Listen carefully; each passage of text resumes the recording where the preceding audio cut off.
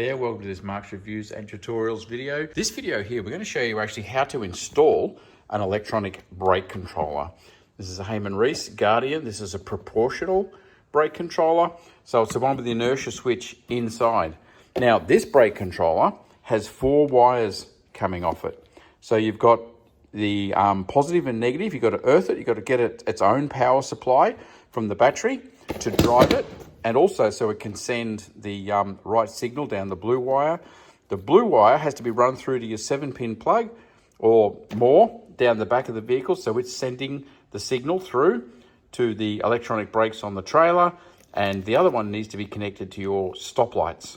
So it knows when you've got your foot on the brake and it can send the signal through to your brake wires. So the brake controller is also sending it's got an inertia switch, so it's also figuring out braking from the inertia switch as well as when the brake light comes on. So it's using that as well. When it comes to installing, you need power, which is going to be working all the time because you want your trailer brakes to always be available. You need an earth, and you need the signal wire going through to the trailer brakes, and you need to connect up to your stoplight. Now, if you've got have a look at this video over here when I talk about getting your head around a brake controller, how they work, what they are, because I went through there in detail about a CAN bus. If you've got a modern, like a Euro car or car with CAN bus, then the 7-pin plug will actually be wired. I won't go through it in 2 videos. Have a look at that video up there. In this one, we're just going to give you the rough, show you what it is that's required to install this in any vehicle. So the brake controller is going to need to be somewhere where you can get at it. As I said, you've got a manual button. You've got things you want to be able to get at while you're towing a vehicle. So the normal spot is just under dash and a mount and something like that. So you've got to work out, get in your car, put your knees in there, put your legs in there. You know, if you've got a clutch, work out what's going on. Yes, this is an Australian car. If you're freaking out right now where the pedals are, nothing over there at all. So you've got to work out the right spot to mount it. Now, the inertia switch on this one, check with your model, but this one, you can actually mount it all the way down, all the way up. The inertia switch still works, so it's okay if it's on a bit of an angle. The catch here varies the height of it, so that's just going to mount in there. So that's very simple to screw into that panel, and then there's a removable plug, and you've got 4 wires. So you've got to run it to power. Again, this is a BMW, so the battery's in the boot, and you've got to run it to earth. I'm going to find a good earth up here because the whole power system is earth off the body in most cars. And then I've got 2 I've got to run down to the back. So we've got to be lifting trims and running wires down here under the car and getting through to the back. And I'll show you what we've got to do in the back. So you're going to have some wire. It won't come because I don't know how long it is, but you're going to have some wire which you can run through to the back. So I said I'm doing the earth here, so I just need 3-pronged wire to run through. And I've got this cable here. It's the right length.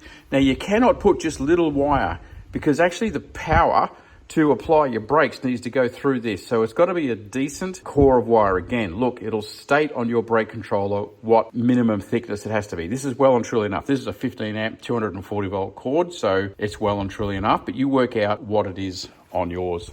So we're running through under here. So it's this trim off, this trim here, we're going to poke it through, and this trim off here, we're going to poke it through. I'm in an SUV.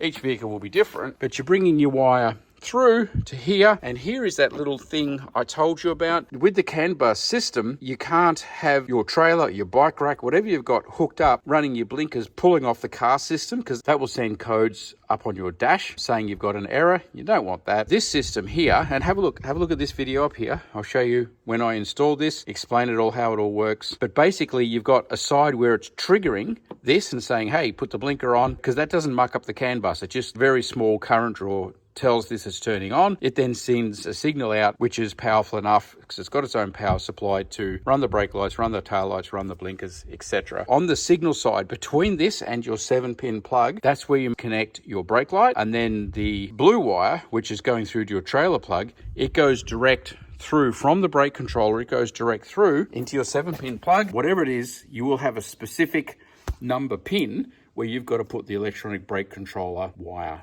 So there you go. That is the basics of what you're going to have to do.